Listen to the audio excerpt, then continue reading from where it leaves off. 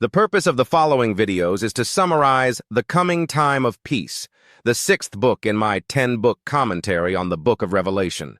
The purpose of this book is to prove that the Apocalypse prophesies the arrival of the kingdom of God on earth prior to the end of history. This victory is separate from the later victory at the end of history, in which the eternal state is inaugurated. In order to prove this, it will be necessary to analyze two texts in the Book of Revelation. The first text is in chapter 9, the opening of the passage to the abyss, and the second text is in chapter 12, the war in heaven. However, before we dive into those texts, an important clarification is in order.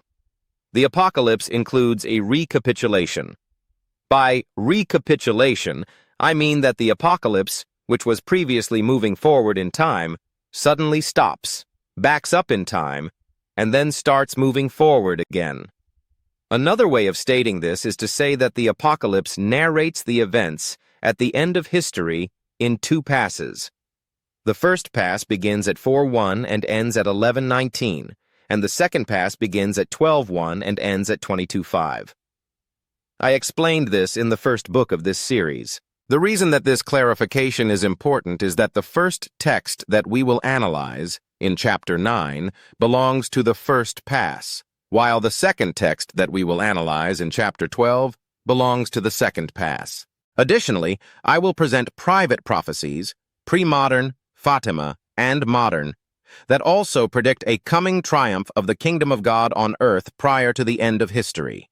When we think of the Book of Revelation, we immediately think of bad news, war, famine, earthquakes, and persecution.